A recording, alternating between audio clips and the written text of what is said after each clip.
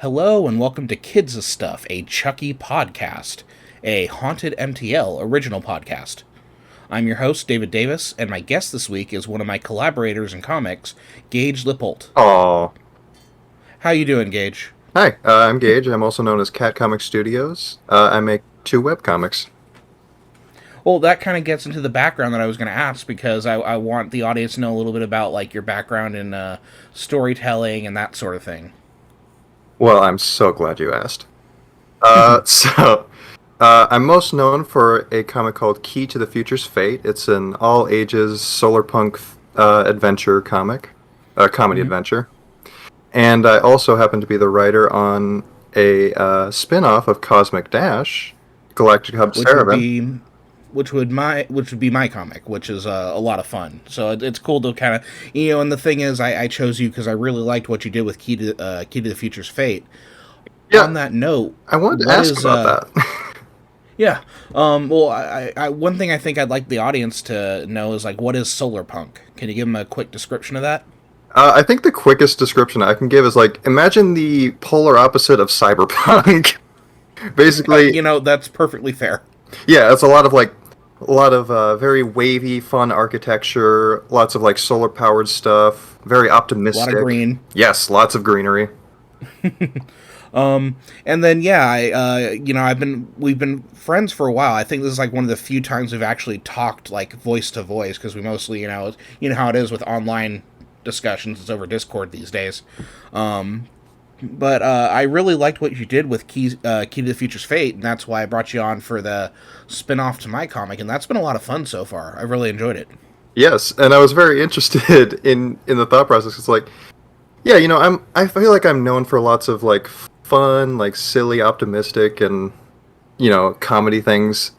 And I was curious, like, what the thought process was, where you're like, this is the guy I got to get to review some horror movies. Well, that's kind of the conceit behind the podcast is like, okay, so I am like super into horror. I know that not everybody is. I'm also super into the Chucky franchise. I know that not everybody is. But even if it's something that like I don't personally like if I see a movie and I don't like that movie, there's still something that I can get from it, usually as someone who writes. They may do things a certain way. I may like parts of it or something like that. But the idea is that even as a writer, I see this value in something I may not be into. Fair enough. So the idea is that I'm just getting people I know who are writers and just like, well, what do you think of these movies? What do you think of this character? What do you think of the characterization? That sort of thing. And, hopefully maybe win a few converts. I know that in my first episode, my first guest, Kevin, he like hadn't seen the Child's Play movie, the first one, since it came out. And he saw that as like a moody teenager or whatever. So then he came back, revisited it, thanks, not thanks to me, but because I had asked him to view it and be the first guest, and he ended up really liking it, which was a very pleasant surprise. So I think there's also kind of an appeal to these movies that, I'm also trying to like dig into and figure out. Fair enough, because I mean, I like you mentioned that he didn't care for it as much when he was younger, but I think I'm also getting to the point where I'm getting older and I'm just starting to be like, you know what? It doesn't have to be like this perfect thing. It can just be fun. Yeah, and that was my whole thing. Like, I used to be like super cynical. And I used to be kind of like a dickhead, where it's like, if there was something I didn't like, I would like rail against it and that sort of thing. But now it's just like, even if a thing isn't great, and I think it's because I've always been into horror, but now I'm just watching like every single horror thing I can get a hold of, and the quality of those things can vary wildly, and a lot of them are not that great, but I still find something to love and value in all of them. Because they're all still like, an artistic achievement in and of themselves, regardless of the quality, usually. Yeah, and they usually, there's something that they can deliver on. Like, I think every movie does something well, and there's something you can borrow from it. And, the same thing applies to, like, books and comics and everything like that. So, on that note, though, are you a fan of horror? So, the funny thing is, I have 2 main experiences with horror, and I'll just run through them really quick. The first one was when I was younger. I had a sleepover with some friends, and we watched the Feast trilogy. Are you familiar with that? Yes. All I remember from those movies is the phrase "monster cock stuck in the door," but it was a fun time. I remember that. Hmm. My other main experience was a different sleepover. Me and my friends got a little tipsy, and we literally played Until Dawn, which was also a very fun night. Hmm. So I don't actually have much experience with horror, but like, spoiler alert, including this movie, like it's pretty much always been positive. I would say. I honestly don't know why I don't look into it more. Well, and I think you hit up on a key thing here because all of your experiences have technically been communal. True. And there's just something about seeing a horror movie or playing a game with other people that, like, maybe it lessens the fear of it, but it also, like, increases the enjoyment because you're all like, you'll laugh when someone freaks out or, that sort of thing. That's that's a good point because I mean, I think I was a little like scared to check out this movie at first. I was like, oh god, I hope this doesn't freak me out. Ugh. And it didn't really scare me. I guess it had some tense moments, but it was just. I think it would be a good idea for me to try out more of them, like in a group, if only because it'll be easier to handle, and also because it is funnier when people freak out. Yeah, it's definitely like if you want to like get into horror, like watch it in a group, watch it with a friend, that sort of thing. Because I'll watch this stuff by myself, but it's always more fun when I have my wife with me. And then especially because she and I are working on something else, and so we're rewatching a different film series, and we're going to be doing a podcast about that. But it's fun to kind of like, what's her experience with this stuff? Yeah, the only experience I've had specifically with Chucky before this point was that some of my friends actually are like genuinely not a fan. Like they genuinely get freaked out when they see that little creepy doll man. Yeah, yeah, and it helps that like Chucky's super unsettling. Oh Oh, god, yes. my cat wants to be a part of the podcast. We hear her in the background. Zelda. Yes, Zelda the cat. She's the unofficial third member of the show. But yeah, no, there's something like super unsettling about Chucky, especially in like that first movie. We'll talk about how Chucky is shown in this movie, but like all the different shots where like you have the robotic motion, the jerky motion of the doll, and then you have those moments of the uncanny valley where there's that smooth movement, and it really adds to like the weirdness of it all. I specifically, so I wrote down a bunch of notes as I was going through the movie, and That's perfect. yeah, one of my notes specifically was just like I fucking hate the way this doll's face moves. It is honestly probably the creepiest part of it for me. The more time that he spends in the body of the doll, the more the face contorts and distorts. And yeah, the cool thing is like one of my favorite details is the hairline receding. Oh, I didn't notice that. Yeah, it's one of those things where it's like, yeah, the more he, the face starts off very simple and smooth, but then you start getting the wrinkles. You get the very the discernible lines from like the nose to the chin and everything like that. You get like the brow gets more developed and that sort of thing. And it's one of my favorite parts of like the detail that they put into these movies. Didn't realize part of the Chucky curse was balding. That's truly a terrible curse. Yeah, it's funny because you'll see like throughout the movies his hairline gets like receded. He gets a more prominent widow's peak and everything like that. Yeah, so next time you watch it, you're gonna have to keep an eye out for that. I mean, honestly, again, without spoiling too much, like after seeing this movie, I was like, that was I am interested in potentially seeing a little more. Now, did you watch the first one at all? I did not. I just listened to the podcast that you and Kevin did. Mm-hmm. By the way, Kevin has a wonderful voice. Yes, he has like a very sexy voice. If you didn't say it, I would have. Yeah. So I get the general gist of it. It's curse thing. Serial killer got put into a doll. Mm-hmm. And one thing that I noted at the beginning of the second movie, even though I haven't seen the first one, they have some very snappy and efficient exposition. Like Mm-hmm. I having not seen the first film, like I totally get the situation of the original. They like get through all the stuff you have to know, and they're very good at communicating that. That was good. Yeah, they do a good job of kind of like getting everybody up to speed. So before we dive into the movie too much regarding the discussion, I do want to kind of give some finer points about like the background of the film. Yes, go ahead. So yeah, so this is going to be me reading from a list, but feel free to like pop in whenever you'd like. Sure. So Child's Play 2, which is the title of our film, I don't know if we mentioned that up front, was released in November of 1990, set about 2 years after the first film.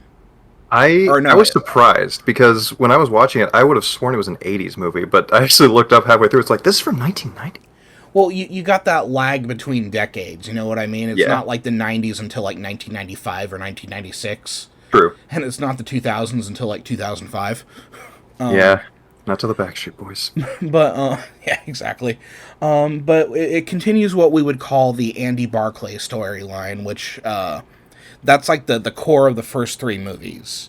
Because there's seven total. Did you know that there were seven films? I know that there were a lot of them. I think Mm-hmm. I've heard there's one that's like Bride of Chucky, and that's about all Yeah. I know. So you have Child's Play 1, 2, and 3. You have Bride of Chucky, Seed of Chucky, Curse of Chucky, and Cult of Chucky. And then you have the new Chucky show coming out. Yes, that I've heard it from you. Yeah, I won't shut up about it. That's probably why. But yeah, it kind of continues that Andy Barclay storyline. And the director of the movie is John Lafia, who is one of the co-writers of the original. Oh, nice. Would so you had the three talents involved in the writing of the first film eventually all sit down in the director's chair. Oh, that's interesting. Yeah. Now, Lafia's career is kind of limited, though. He only had about seven films in his filmography, but he definitely had a little more work on the TV side of the the industry. But only, right? Yeah, Freudian slip. But like on the TV side of the industry, like he'd direct an episode or two for different series. So things like Freddy's Nightmares, Babylon 5, and The Dead Zone. Have you heard any of those? I've heard of Babylon 5. I mean, my initial instinct was like, oh, that's surprising, but it's like, no, there's, I suppose, I mean, you are a good example. There's a lot of surprising crossover between stuff like horror and like sci-fi and Oh yeah. all that kind of thing. Well, and then like so Freddy's Nightmares was an anthology series loosely based on Nightmare on Elm Street, where it was like Freddy Krueger telling a different like scary story each episode.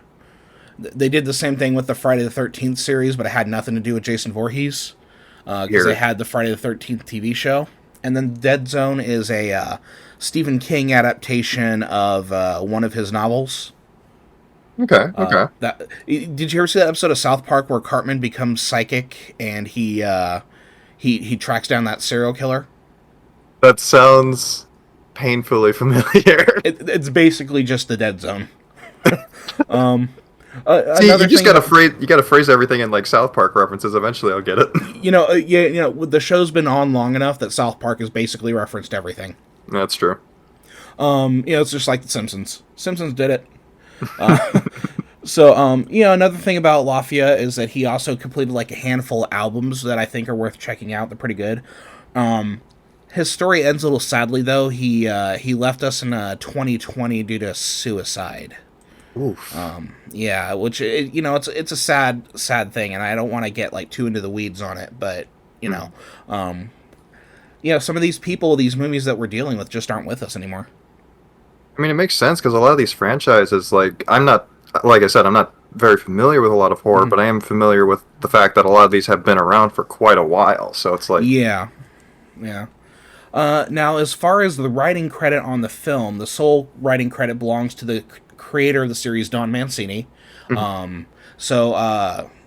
He did like an initial draft of the film, which was definitely larger in scope, but it was also like a direct follow through from the first movie. But because of budget constraints, they couldn't really do that, so they cut a lot out. And this film is probably the most brisk of the films in the franchise. I can feel that. Like it, I think it was hour 40, but it definitely felt very quick and like not super.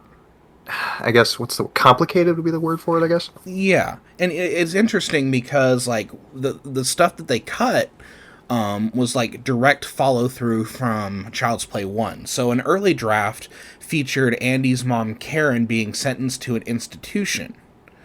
And the idea was that like Catherine Hicks and Chris Sarandon were set to come back.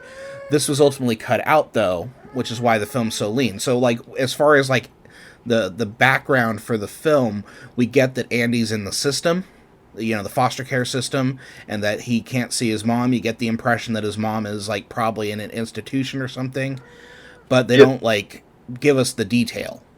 They mentioned at the very beginning, I think, that she's like being held in psychiatric care, I believe. Yeah, so instead of showing us, they tell us, but it actually works in this case here. Especially like, you know, if you've seen the first movie, it's like, okay, yeah, no, obviously she's probably being held somewhere, and you know this poor kid's being put into the system. But we'll talk about like that efficiency in storytelling a little later. Yes. I do want to talk about the cast a little bit.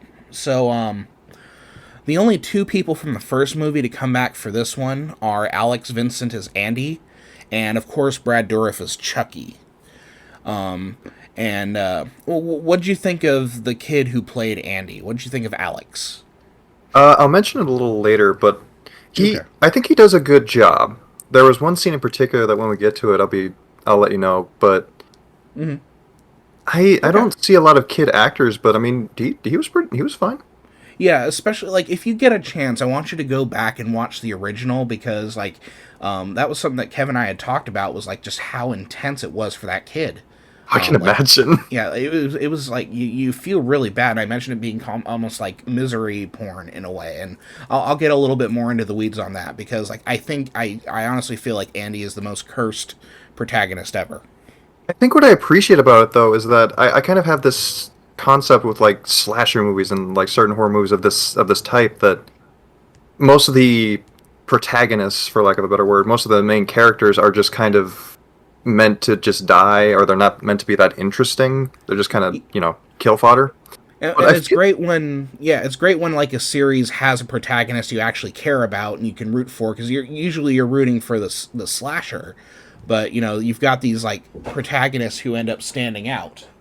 And what I appreciate about Andy is that he doesn't feel like, especially for a kid, he doesn't feel helpless to me. He definitely feels like he recognizes that there's stuff going on that people just won't, you know, give him credit for or recognize in him. Like, and you can almost kind of feel him sort of going into himself, like regressing from people, because he's starting to recognize like, okay, no one's going to believe me about this. I won't even bother. Just screw it. And Yeah, it's really like messed up.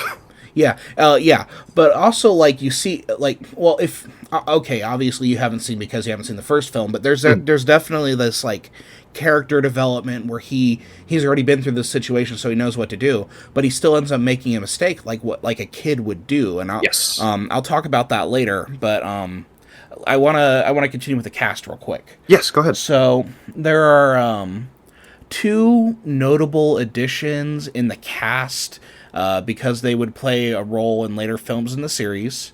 So the two people we want to talk about here, we have Christine Elise, who plays Kyle, Andy's foster sister, and she'll show up again. She's also set to return to the TV show, which I'm really excited about, because I love Kyle. I love her too. She's great. Yeah, Kyle's great. We'll talk about Kyle more. And then the second person is Peter Haskell, who plays Mr. Sullivan, who's the CEO of Play Pals, the company that makes the Good Guy dolls. I was interested in him because he didn't get much screen time, but he seemed important. Right, so he does show up in Child's Play 3, but very briefly. And the interesting thing about Child's Play 3, this will let you know about the turnaround time of these movies. That one came out about 9 months after Child's Play 2 came out. Could have a baby in that time. Right. Well, and I guess you know, the film is kind of a baby. But yeah, so like, you know, 9 months later, bam, Child's Play 3. I guess it makes sense, because I mean, the films seem like, as you mentioned, like not super high budget, so there's probably a touch less work to it. Still a lot, but less than. Well, and especially because movie. you got like the rigged Chucky doll, so it's like, provided you can find a story, it's like, okay, well, we got the doll and we know it can work, so let's do something else with it. So we have those two members of the cast who would go on to like return. However, we also have two other members of the cast who are one and done characters, but they're also I think they're very notable actors. So we have Jenny Agutter as Joanne Simpson and Garrett Graham as Phil Simpson, the family, the foster family that takes in Andy. Yes. So, as far as like names in the film, those two are pretty big gets, especially for someone who's like into horror and like cult film and that sort of thing. Brad Dourif is probably the biggest name on the cast at this point, but Jenny Agutter, I would say she's very, very close to that, and then Garrett Graham is a little more. He's not as big, but he's still like pretty big in comparison to like Alex and the kids in the movie. I'm glad you know these people because you're just saying names at me. Yeah, I know that's how it goes, but I might be able to point out some roles that you might be familiar with. Were they in South Park? No, they were not in South Park, but they were in films that I think were probably referenced in South Park. So, on that note, I think I'm probably gonna have to do an episode that's just on Brad Dourif, just to, like, talk about how fucking cool he is. Agreed. Yeah, he's a great actor, great character actor.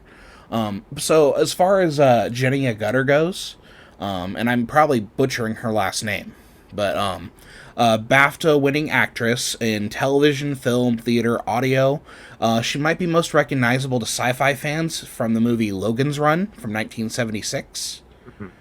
She played Jessica Six, the sex worker. And then for horror fans, she was in an American Werewolf in London in 1981, which is one of the best werewolf movies ever made. I could name a bunch of other important credits, but like for our purposes, those two movies would be the ones that most people in this audience would probably recognize. Do you recognize either of those movies? Heard of them, never seen them. Okay, both of them excellent movies. Logan's Run, great sci-fi, very like 1970s cheesy. American Werewolf in London, a lot of fun. One of the best werewolf transformation scenes ever made. That being said, let's talk about Garrett Graham. So he's basically like, he's almost like the good luck charm of Brian De Palma. Like he shows up in a lot of Brian De Palma films, but he's also known for some appearances on Star Trek Deep Space Nine and Voyager. Oh, interesting. Right.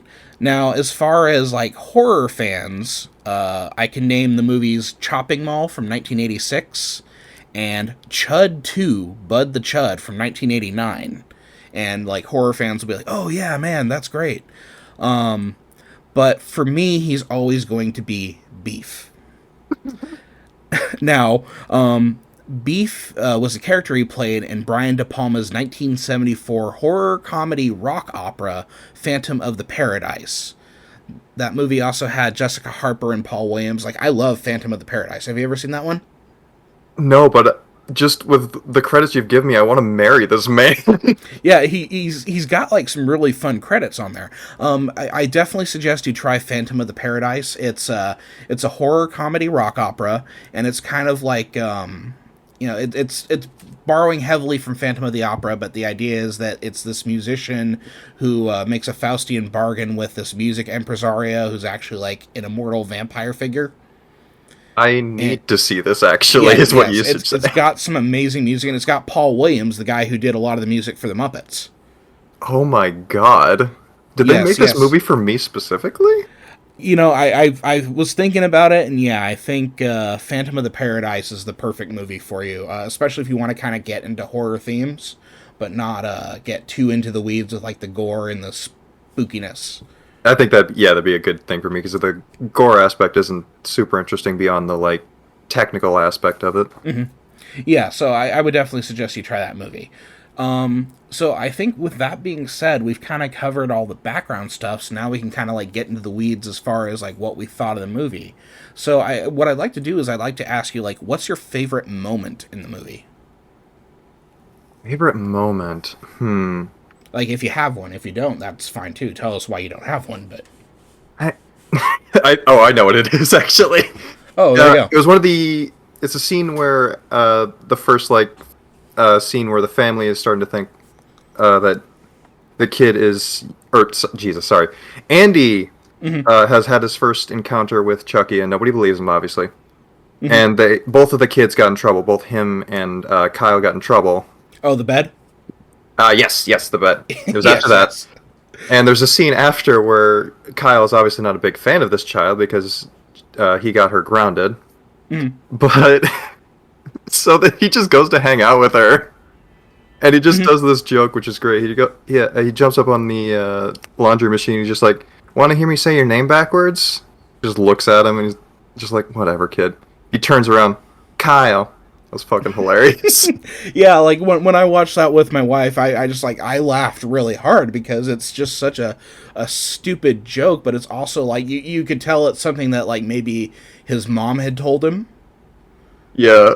Something like that. Yeah, I thought that was great. It's a great little bit for Andy, and like I think the timing of that, like the comedic timing of that, was perfect because it like immediately kind of puts them both at ease as characters and in the story itself.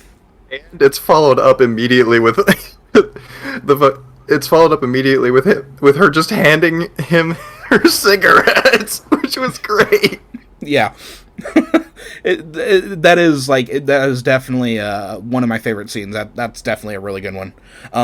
One of my favorite scenes I would say is probably the scene where Kyle is on the swing set and she's Yes. just you're waiting for her to kind of kick up that shoe of the other good guy doll that Chucky like I wouldn't say he murdered because it you know the doll isn't a living thing, but like he smashes the face in and he buries it in the backyard like he's hiding a body.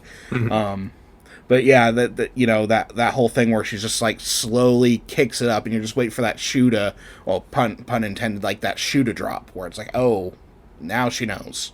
I think I really appreciated, like, there were a lot of like very quiet and contemplative moments in the film, which I guess I've gotten so used to the like go go go of a lot of like the action and like a lot of the kids media that I tend to go through. It's like it's nice just have a few moments where it's really just the characters just really just being there, just kind of really parsing out the experience that they're having. It's like, God, I want more of that.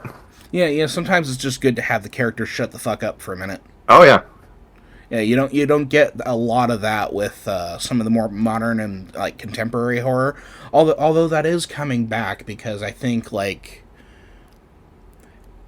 all of the like zippy, we need to keep moving, that sort of thing. That's all moving kind of like to the TV side of things, and Yeah. in like film, like some of the things are slowing down a little bit in horror film, which I think I'm painting it with a very broad brush here. Like, not everything applies to this, but it's Just an a overall pattern that I've trend. noticed. Yeah, especially if you watch something like Ari Aster's Hereditary or Midsommar or that sort of thing. You have those quiet moments, so it's coming back. It's coming Yeah. back. It does a lot for the film, and I appreciate that. Yeah. So, let's talk a little bit about like Andy as a character. Now, I got the impression that you kind of you like Andy as a character, right? Yes, very much. So can you dig into that a little bit? Like, what's I think there's two major aspects that I really appreciate. The first one ties into another aspect that I love about the film. I really like the way they do like some of the shots in the film. There's one bit of composition that I really liked where one of the dudes that works at the toy factory, he's just going to get some vodka for this chick that he's banging, I assume. And you just see this overhead shot with the liquor sign in one corner, the car just kind of like adjacent to it. And it's like, you didn't really have to do that. It's kind of an artsy shot almost, but it's like, I almost want that picture just as like a painting in my house. It's just, I really love that. And like, the way that comes back with Andy is that when he first gets to the new foster parents' house, I noticed that they kind of kept a sort of like lower angle shot to it. Like you're almost seeing the new house from his perspective. And it really adds to the effect of making it seem like this big and unfamiliar place. Also, the furniture and wallpaper are ugly as sin, though. Yeah, no, like it's a shitty place for a kid. Yes, and then one other thing in particular. Do you mind if we go forward in the plot, or you just want to keep it general? Okay, yeah. yes. At this point, we're not necessarily going to like cover the. We're not going to like run through the plot or anything because I just kind of want to like get into the weeds as far as like specific moments. You know what I mean? Gotcha. Okay. Yeah. So in that case, I'll bring it up. There is a part where a little later on, which really hit me. It was so at this point, Kyle still doesn't believe that Chucky is, a cursed doll or whatever. And she's bringing him to his school bus, and you can see that he is terrified because he's just had another encounter. Mm-hmm. And like, Kyle's not giving him any real headway. She's just almost pissed off at him because he's like, "What the hell are you looking for?" Mm-hmm. And it's very quiet. You could almost miss it, but he just says nothing, and it's just this gut-wrenchingly terrified, like, little utterance from this kid, and I was like, oh my god, I feel so bad for this child. Yeah, I've watched a lot of slasher films. I'm sure you're not shocked by this. No. But like as far as protagonists go, like Andy is my absolute favorite because I feel so bad for him all the time because he does everything like he should do. You know what I mean? He like tells people, no, it's this doll. You need to watch. You need to, and he keeps getting like put into these situations, and I feel so fucking bad for him like all of the time. This kid deserved none of this, and I want justice for Andy. Well, Andy does get his justice. You can't keep a good guy down. Get it? But like Andy does kind of get his justice on Chucky a couple of times, and Andy is still part of the series. He disappears for 2 of the movies, but then he comes back in a very fun way in the 6th movie. He has a major presence in the 7th movie, and he's going to be showing up with Kyle in the TV show. That makes me so happy because having like no idea of like where the series goes, I actually just kind of like made a joke headcanon that after this film, it's just it's Chucky staying dead, and it's just the Nani Lilo kind of relationship between Kyle and Andy. So, as far as where the series goes from here, the next movie takes place like 6 years later. And then at the time in like future like 1998.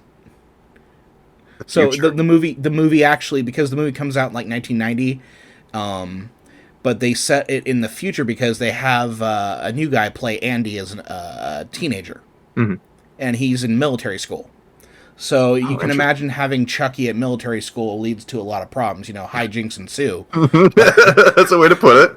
But yeah, it kind of completes that Andy Barclay's storyline, at least for a little bit, because again, Chucky has to come back for Bride of Chucky and all that. The chronology of the series is really interesting because like it maintains this continuity. So for a time, it gets set in the future, and then like when they get to the future, they kind of pick up because Bride of Chucky takes place like a month after Child's Play 3.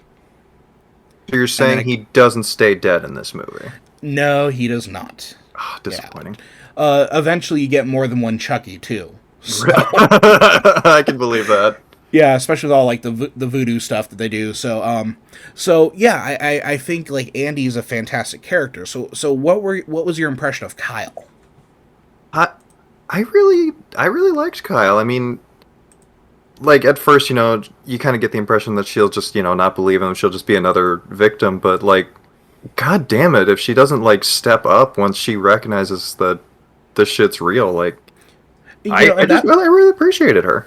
Well, and, that's one of the things I appreciate about the movie is because, this poor kid has lost his family. He gets put into a situation where it's like that.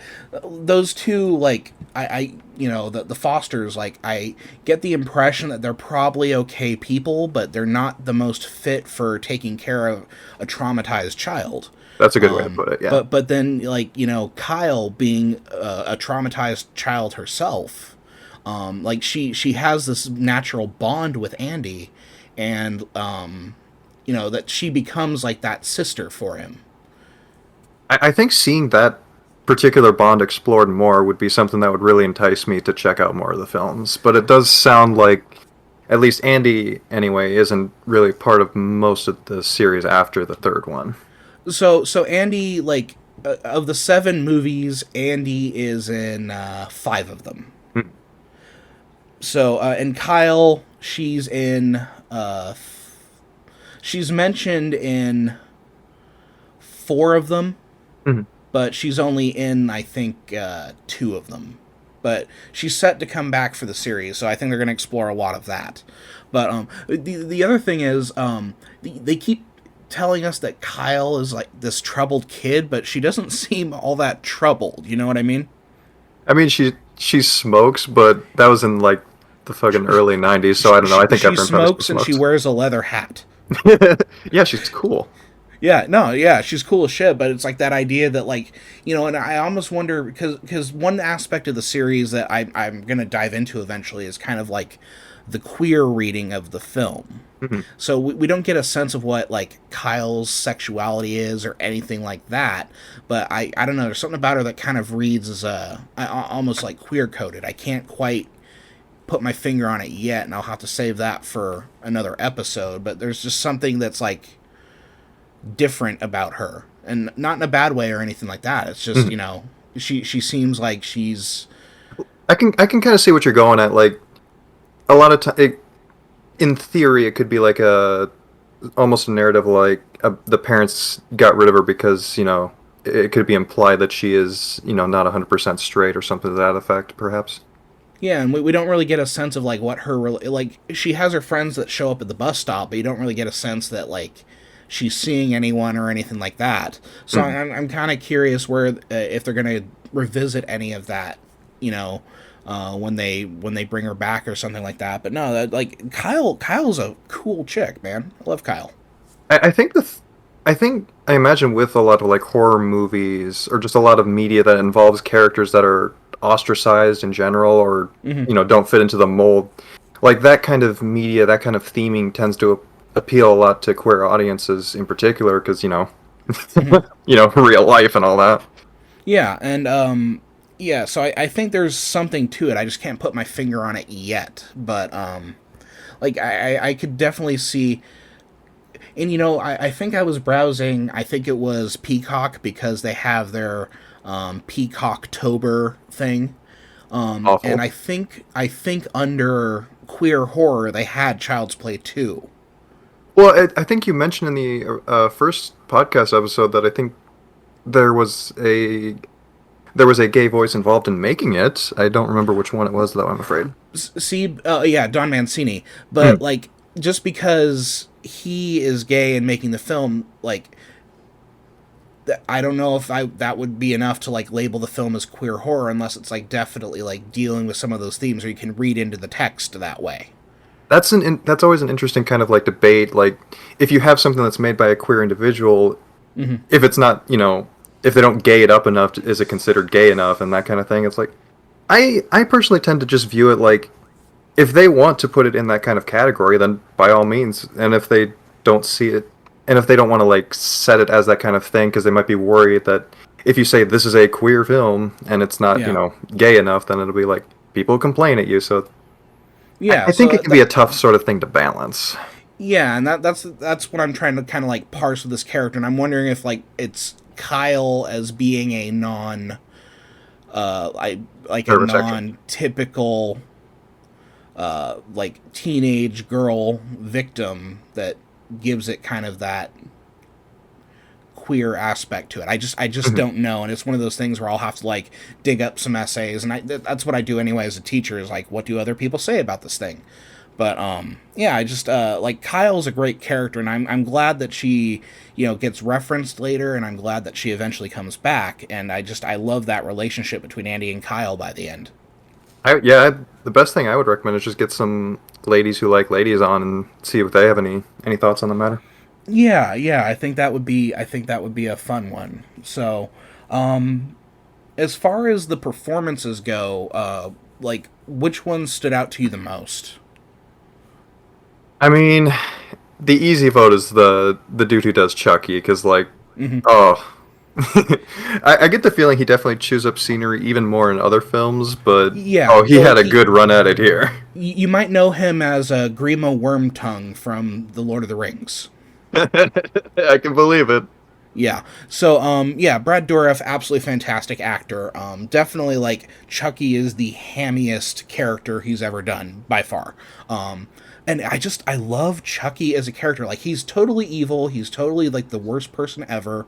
But Yes. the character is just so strong. The character is just so strong that you can't help but, like, enjoy hearing him talk and seeing him do these terrible things. I think part of what also like helps balance it too is there's a lot of catharsis, at least in this film. Like you see Chucky getting fucked up all the time. Oh yes, I actually wanted to bring that up because like in these movies, like Chucky's killing people, and it's usually like something like a stabbing or like this the foster dad like breaks his neck and that sort of thing. But like the most pointed violence is always towards Chucky, Yes, that which I I guess really like. And you see that throughout the series. You know, in the first movie, he gets tossed in a fireplace and burned. He gets shot several times. In this one, he gets melted under like molten plastic. He gets a bunch of like doll parts shoved into him. yes, yep. He gets his hand ripped off by a grate.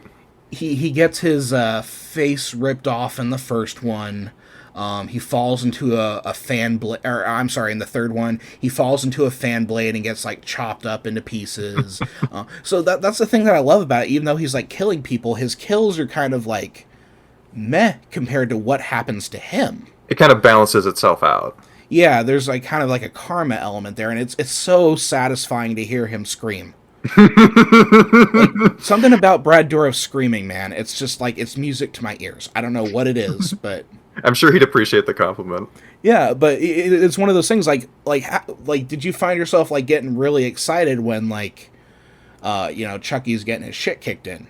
Oh my god, yeah, because it's like you mentioned, it's like this almost karmic balance element to it. It just I think it adds a lot of like I don't know if fun is the right word, but I think it eases some of the tension. It eases some of the tension. Yeah, I think fun would be a good word for it because ultimately, like, I come out of Child's Play 2 and like this is a fun movie. Yeah. Yeah, so I think fun is an appropriate word because Chucky's just such an asshole that it's so nice to see him like get his shit kicked in like that. Just so good. But yeah, as like a character, like he feels like very rounded as well, I think. He may be like this murder obsessed doll, but you get this sense that like he has these other things going on, and they get into that a little bit more as the movies go on. But you get a sense that the guy had kind of like an inner life as well, which is interesting. I will admit I didn't feel that as much, at least in this film, because I mean it was very much more focused on him trying to like off Andy and then like steal his body and whatnot. But I can definitely believe that there is more to this guy, especially given the caliber of writing that I feel like the film has. Like, I can definitely believe that there is more to this character and honestly any of the others. Yeah, well, and also like I think part of the reason I'm feeling that, like obviously I've seen the other films, but like the fact that Chucky is kind of a jokester, and there's something about like the sense of humor of the character that like that clues me in on like this guy had like an existence prior to being a serial killer and that sort of thing. Like, he has a certain level of like pop culture literacy, and like Chucky's funny as shit. Like, it kind of reminds me a little bit of I don't have much experience with him, but it kind of makes me think of Freddy Krueger a little bit. Oh yeah, Chucky is definitely in that Freddy Krueger sphere of horror villainy. Yeah, absolutely. So, as far as the kills go, there's only like one of Chucky's kills that I think is like super memorable because he breaks a guy's neck. He tries to suffocate a guy. He does his stabbings. He does a stabbing with the air pump, which was funny. But it's that one dude in the factory who gets his eyes. I was just gonna say that's like the cruelest death in the movie. But it's he's also just some guy. Yeah, just this this trail of destruction in Chucky's wake's absolutely fantastic. But yeah, like for the most part, like the worst stuff happens to that doll. Yeah, I think like I had a note on my list like so like doesn't anyone ever find out about the teacher getting murdered? Yeah, and that's one of those things. Like, I don't think they reveal it in the. I don't think they cover that at all in the rest of the series. But it's just another reason that Andy would be ostracized later. You know what I mean? Yeah, because everywhere he goes, there's someone that dies. Right. So one thing that I love about movies is when you get those like big set pieces. Where because you've read my comic and stuff, and I'm all about those set pieces. Who isn't? So, like, what did you think about the finale inside the factory? I loved it. It was like some funhouse friggin' just. It looks like it would be a fun place to just play around in, honestly. Right, especially with how brightly colored the machinery is. Yeah, it's very fitting for a toy factory. Yeah, I've never seen a factory that looks like it's made of a bunch of toys. And I just remember those pallet after pallet after pallet of the good guy dolls. I was like, God, that. How many of those? I wonder how they actually like. Did they actually make a bunch of? I assume they were just like empty cases, but like, good lord, that must have been a lot of work to make all those. Well, and the thing is, I think they definitely had some ways to kind of like cheat the scale a little bit. Yeah. Like when they're walking through like the storage area of all the completed dolls that are boxed up, you notice that all the boxes are completely enclosed. There's no plastic film. Like normally in a good guy doll, you'd have a plastic film, you'd be able to see the doll within. But in the boxes, the boxes are just a print of the good guy doll. It also kind of looked like they might have been just making some circles, but Yeah, that was good definitely editing. another thing. I think the editing is particularly good there, but I love that kind of thing where you have like this chaotic setting, but you have another story playing out in there. So you have these people running along as you have all these doll parts being assembled and that sort of thing, and just I love seeing that kind of like in and out of such a thing going on. I think what most surprised me about that scene is I was expecting there to be more like jumps and being like, oh no, there's a Chucky doll there, and they didn't actually do that, which surprised me. Yeah, and I think that's one of my, like, I wouldn't say a complaint, but I kind of wish they had done... Missed opportunity. Yeah, it was definitely a missed opportunity to, like, have, like, another Chucky doll there and, like, have that misdirection, or have, again, they couldn't necessarily do the plastic film because they had to print all the good guy dolls on the boxes, but to have him be like in a box and Yeah, exactly. Something like that would have, I think, been nice, but and it wouldn't have made sense logically because it'd been like, well, then how the hell did he get in there? But also, this is a film where like logic can kind of go out the window and you can still kind of buy it. Yeah, I think once you start introducing voodoo magic, you're kind of you're throwing a little logic out the window. Yeah, completely ridiculous, but and then like the magical explanation for everything just gets more ridiculous as it goes on, but it also gets a lot of it becomes really fun. Like eventually you just kind of like roll your eyes and like, okay, yeah, I'll buy it. Honestly, I love that kind of storytelling where you just kind of go whole hog on just being funky about it. Yeah. So we talked about how this is probably like one of the more it's definitely like the most slimmed down of the films, that sort of thing, because it only runs like I think like 84 minutes at most. How did you feel about the pacing in the movie? I mean, it was really good. I didn't really ever feel any parts where I was like checking the time or anything like that. It kept going along at a good pace. Like the story was well structured. Like you introduce everything you need to. It gets to the kills. It does all that. I think I was expecting there to be more kills, honestly, but I mean, for the pacing that it had, like it was good. Yeah, it's one of those things where you think about these movies and you think, oh yeah, total bloodbath, but then you get back into it, it's like, actually, it's kind of tame in comparison. Like, a number of the deaths weren't even like gory. No, I mean, they were horrifying in their own way. Yeah. But oh yeah, totally. But like most of the gore is just from the doll. Which is probably the creepiest part to me. Like the part with the melted plastic and you see all the blood and hair in the plastic. It's wonderful. It's like disgusting. I love it. But yeah, it's like all the gore mostly comes from like what happens to Chucky, which I really love. You just want to see this doll in fucking pain. Yeah, it's. I totally admit that like that's my favorite part of the series is just seeing Chucky get fucked up. It's and then you have Brad Dourif doing that like scream, like that very like primal sort of like pain scream, and it just there's something that's just so satisfying about that. You got to meet this man. I I would love to see his reaction to you telling him, "I love the way you scream." Yeah. Hey Brad, I like the way you scream. Just and then that kind of monotone. But so one thing that I found interesting is like this year at a Comic Con at Home panel, Don Mancini said that this is probably the favorite of the series by fans. Really? So as yeah, so as someone who's like not a fan, what do you think that says about fans? I mean, I don't ever want to give the impression that I like look down on horror fans or anything like that. Mm-hmm. It does give me the impression that they do genuinely want to see they genuinely want to see into these characters to have something to root for, Mm-hmm. and also just that again, not knowing really anything about the other films, like if the caliber of writing in this film kind of goes through most of the others, like I could I could see like why it would be appreciated. Like the pathos, I'm probably going over it a lot, but the pathos in the film is just it's really good, especially between Andy and Kyle. Like Mm-hmm. I can see why, because they're just good characters, and Chucky's a hell of a lot of fun.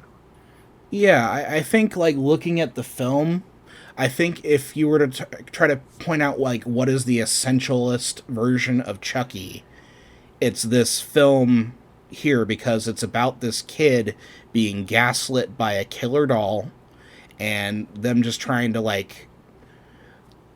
find someone to believe him and then they kill the doll. I And think like the it does goriest a way good possible. angle. It has a very good angle for Hmm. itself. It does a good pitch that Hmm. I think also helps.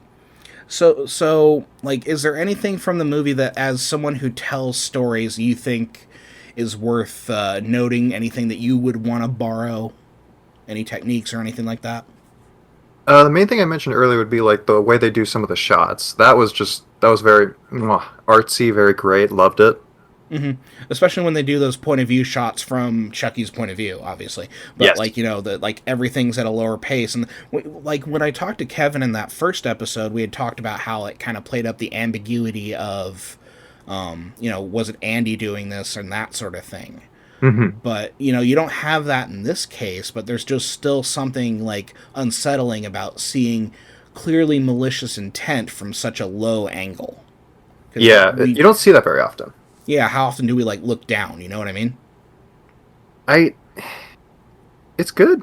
I mean, being that I don't really make horror personally, or at least very, very, very rarely, like that element isn't super on my mind, but the Hmm. tension I think is very good. Like when Andy goes down to the cellar to try and find Chucky at one Hmm. part, I was honestly expecting like there to be more jump scares and a lot Hmm. more just kind of freaking you the hell out. But I think that ties into the like not the pacing, the willingness to just kind of like let scenes breathe Hmm. to like build Well, tension. Like that's also very good in the film. well, and that scene's also great because you have Andy like being pragmatic, and you have him taking the initiative and taking that turkey carver, which is a terrible choice for a for a weapon. But like heading down there to try to like stop the problem himself. Yeah, the balls on this kid. Right, but given what he's been through, he's got like that survival nature to him now. Hmm. And it's also like it's ultimately his fault what happens because he's still a kid because the one scene that I remember is he's listening to the foster parents argue in the kitchen about the doll and like this kid needs to like grow up or get over it or that sort of thing. And this is after Andy freaked out about seeing the doll and then wanting to make them happy, he goes and he picks up the doll and it's like, no, everything's okay. But that's like his ultimate mistake. You know what I mean? It's like he's trying to make them happy, but then he kind of puts himself at risk there. Yeah, it shows some of the maturity I mentioned in him earlier. That like I I don't know much about kids, but Yeah. like it definitely shows him recognizing the fact that like he's coming to understand the way people like interact with him, how they Hmm. view him, and all that kind of thing. It's like, and it's just so sad seeing him Hmm. recognizing like, oh, I guess I have to be normal for anyone to appreciate me because this fucking doll won't stop gaslighting me. Oh, and it's great because it's great character development on his part without any real dialogue, because it's just him listening, Mhm. and then he makes that conscious decision to do something that is against his nature just to make them happy. Like it's a brilliant piece of like writing right there, I think. Yeah, I totally agree. I like the characters in this are good. So, I do kind of want to like wrap this up a little bit, but I know that you wrote a bunch of notes, and I'd like to like get through anything that you wanted to get through. Yes, we hit most of it, but I do have some fun other notes I still have here. Fire away. So there were before the film started, there were 6 Universal logos. I just Yeah, it noted was, 6 Universal logos before the film. Jesus Christ. yeah, because it was like their 75th anniversary. Yep. Just so it's do do do do do do do. Just throw every fucking logo at you. Well, which is kind of cute. I'm glad they dropped that after like a Yes. year. But with a studio being as old as it was kind of fun to see that. But yeah, it's Yes. also like that Family Guy joke about like going to see a movie and you don't know when the movie starts and when it's like a production company's title card. It's exactly that. Yeah. I love the lab where they were recreating Chucky because like Mm-hmm. it fits into that playroom aesthetic, which was totally unnecessary, but a very fun detail to it. Well, and then also like the opening credits with them taking the remains of the doll and scraping off all the charred plastic Yes. and flesh and like rebuilding. It's such a wonderful way to like open the movie and set those credits, because it's like you're about to see evil be reborn. It's And then also the just movie good kicks visual. off. It's good visual exposition. Yeah, yeah. I definitely I think it's probably my favorite of like the introductions in the series. I also noted it was utterly bizarre watching a film where places don't take credit cards. I mean, I was born in '94, so I guess I'm Uh-huh. just used to it being ubiquitous. But it's like, really, is that a weird thing in 1990? Yeah, credit cards, they were still they weren't as common as they are now, for sure. Everybody was still doing their shit with cash. Oh, awful. I also noted the foster mom. I'm sorry, I forgot her name, but Yeah, the character or the actress? both. Oh, okay. So the character was Joanne. Yes, Joanne. I noted that. So when Andy first gets into his room, there's a Chucky doll, or a good guy doll, I should say, just in the closet, and he freaks out naturally. So she takes the doll, but she just brings it downstairs. The fuck was that? What are you Right. Well, it's also like that great little bit of writing where like these people, as good as their intentions are, they're not prepared to deal with a child that's traumatized. Yeah, that's very true. Because then they kind of spell it out with Phil later, because Phil's like making all these complaints about the kid, and he's always like very recalcitrant to take in the kid, and you get the sense that they're like not the best fit for this situation. Yeah, I can see that. The other thing, so you're an older individual, at least older than I. Like, I'm Was in my mid-30s, but thank you for putting it that way. I was trying to be tactful about it. Was locking students in a room alone like a thing? Not to my knowledge. Like that's one of those like weird absurd, because that's one of the things you find in the series is like you'll have these people who will do like really dumb things, and it's definitely like a forceful bit of writing. Yeah. Like it's not the most elegant solution, but by the end, she's got a air pump in her sternum, and you don't care. Yeah. Air pump in her back, you don't care, because like that's the whole setup.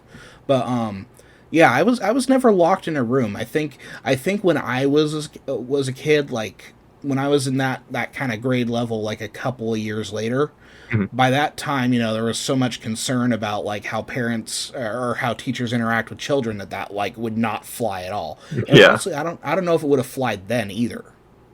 It yeah, that seems like was it seems like interesting. a little too old school. Like maybe it was, maybe what Don was remembering from his childhood or something like that. That'd be my guess, yeah, because it. Yeah. And the last thing that I didn't get to. So at the end, there's at least like two fake out Chucky deaths, Uh but huh. Andy and Kyle both like approach Chucky after they think he's dead. It's like, I think you guys gotta just make a rule to just not go near the remains of this doll, no matter how fucked up it is. But you also have to make sure that he's dead, man. So it's like it's that thing of Do it from like, a distance, yo. well, and would the movie be as fun if they did that from a distance? Absolutely not. I'm just. Exactly. This is just the CinemaSins brain going. Yeah, right. But yeah, no, I get what you're getting at there, and I think like the double fake out there, I love it That was personally.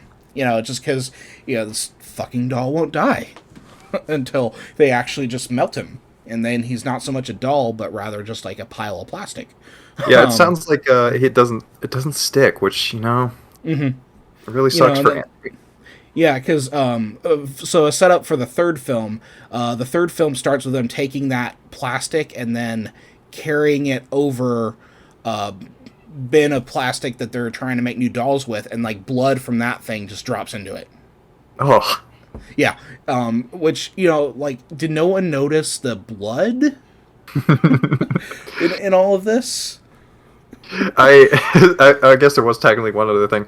So I watched this through Amazon Video, and Mhm. they have this optional thing where you can have trivia being popped up, Oh, that's fun. and like any time that I like pause the movie to make a note or something, there was almost always some trivia that was like continuity goof. This was over here and now it's over here. It's like, oh, Yeah, I come mean on, that comes with guys. that comes with these kind of movies. You know what I mean? Because Yeah. like the budget isn't super high. Like I don't even know what the budget was on this one. Like the first one, I think the budget was like 13 million. Mhm. And there was a little bit of a bidding war for this one and Child's Play 3 after the success of the first one. So I'm sure that they had a little bit of a budget, but still, like with a lot of horror of the period, the budgets aren't super high. Like we're now finally seeing like horror films with huge budgets, but that's also like because of inflation in film overall. Right. So, but yeah, no, I there are definitely like little continuity errors and goofs and that sort of thing, but I think that's part of the fun of it. Yeah, it Like it, doesn't actually bother me to any degree. mhm, It's always just funny. yeah. But it's also kind of like that thing, like that whole, like that's the thing that gets me about like the CinemaSins school of like film. Like I wouldn't even call it analysis. It's just you're just kind of like pointing out little goofs, and like all of a sudden that completely ruins a film or something. Like I don't know. I have my issues with CinemaSins. I mean, because I think what's always most important in a film is just like what you're trying to get at. Hmm. And this film is just trying to be like a fun, like little horror doll killer movie, and it is that. Like, Yeah, it lands. if you're trying to be like overly analytical about it, like you're not gonna have fun. Hmm. You'd ruin your Exactly. own experience for no reason. Right. Yeah, and I think like, and it's not even one of those where it's like, hey, turn your brain off and enjoy it. Like you No. could still get a lot out of it. Like you and I have been talking for about an hour now about this movie about a killer doll from like 1990. There's still a lot you can get out of it, but it's one of those things where it's like you can also just kind of sit back and just like, and that's the thing. It's that suspension of disbelief.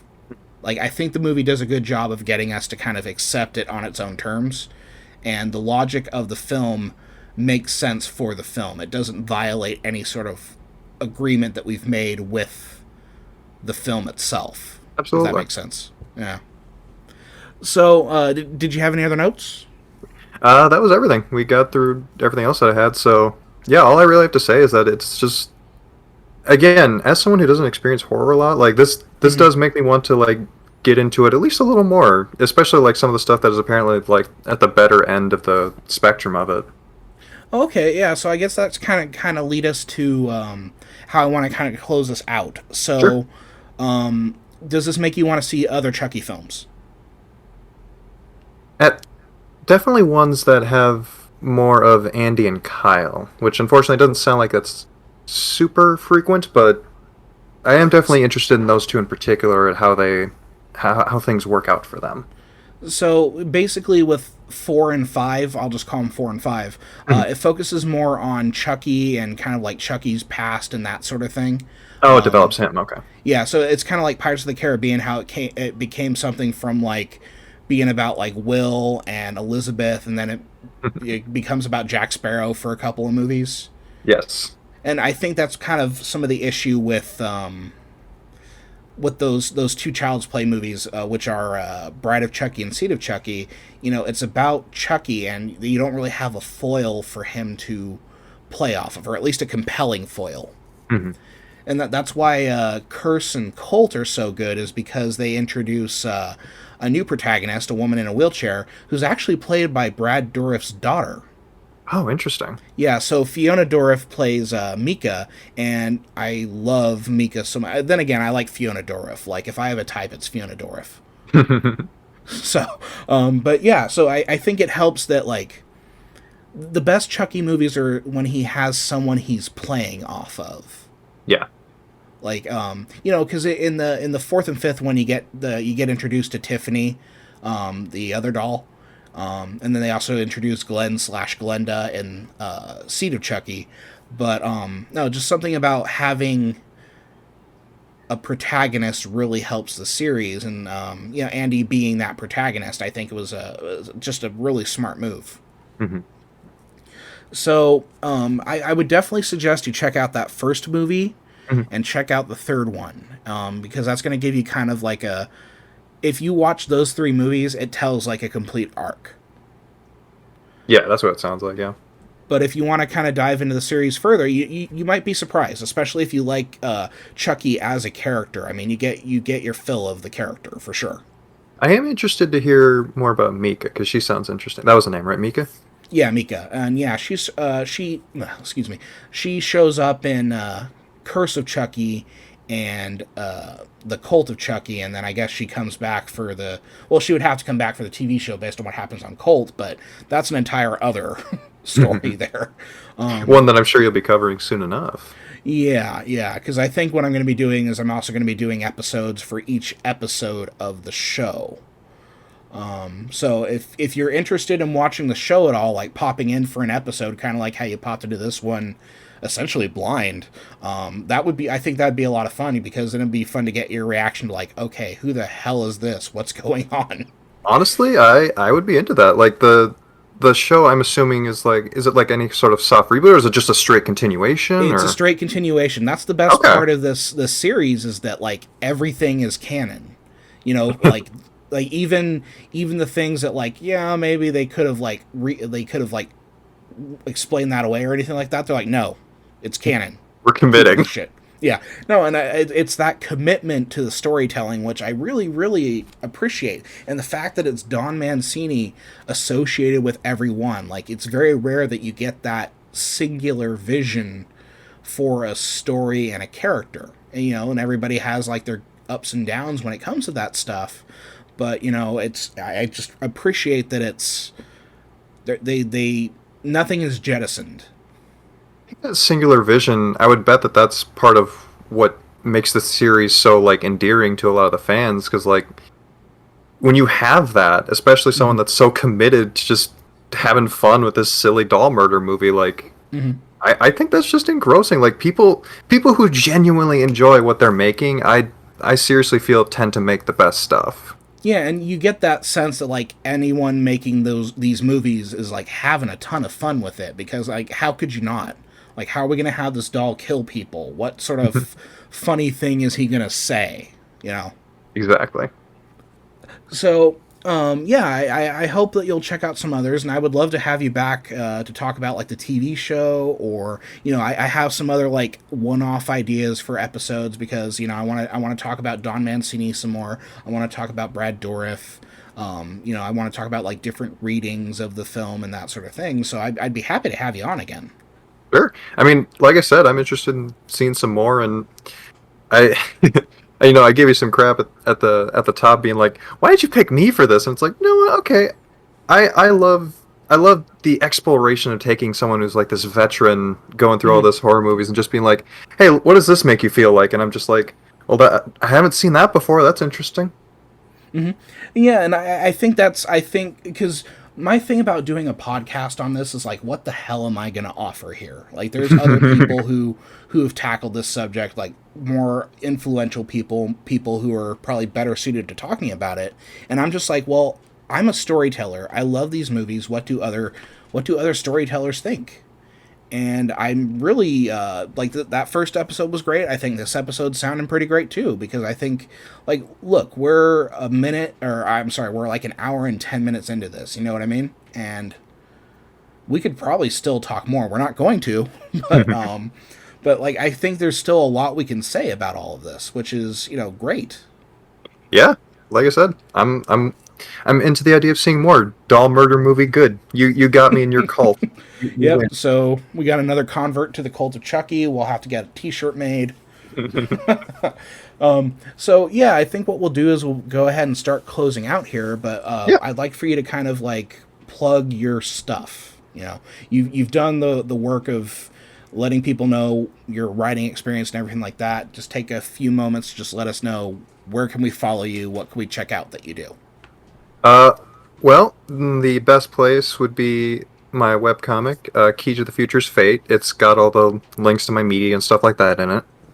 If you're just looking for like a fun, happy little adventure, No killer dolls no killer dolls, not yet. You don't yet. know. Also, obviously, as I mentioned, I'm the writer on this space station sitcom spin-off of Cosmic Dash, Galactic Hub Saravan, which very excited opportunity. Very excited about that opportunity. Yeah, I'm really enjoying what you're doing. Like because I was reading your comic, I figured you'd have the right voice for the characters, and you've totally nailed it so far. Yeah, yeah, I'm very excited to for all the readers to experience that as well. Yep. So yeah, I appreciate you being on here, and then I'm hoping to have you on again. So I guess we'll go ahead and wrap up here. Is there anything you want to plug? I usually will like plug the stuff in the notes. I mean, you could also listen to my radio show. And actually, I was talking with the guy who runs the radio station, and it looks like that my podcast might actually be on the radio station, which will Hell be fun. But if you want to listen to my thoughts on like music and hear the type of music that I listen to, you can listen to my show, The Mutant Hours, on Deviant Behavior Radio. Our current URL, we actually got a new URL for that. It's wfuc.xyz.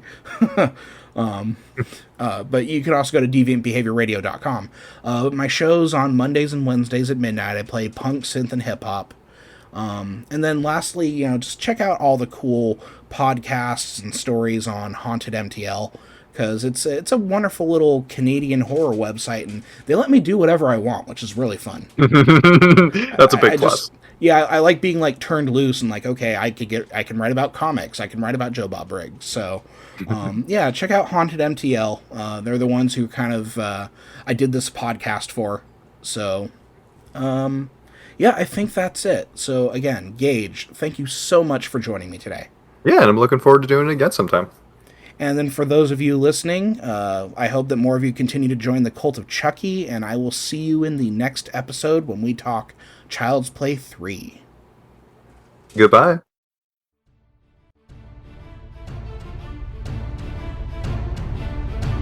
You have been listening to Kids' Stuff, a Chucky podcast, a Haunted MTL original podcast. Our theme is Pop Goes the Weasel by Kevin MacLeod. You can find more of Kevin MacLeod's music at incompetech.filmmusic.io. If you want to find out more about me, the podcaster, you can just go to hpkomics.com, hpcomics.com, or you can find me on the socials at hpkomic. For more great horror content, do not forget to visit hauntedmtl.com.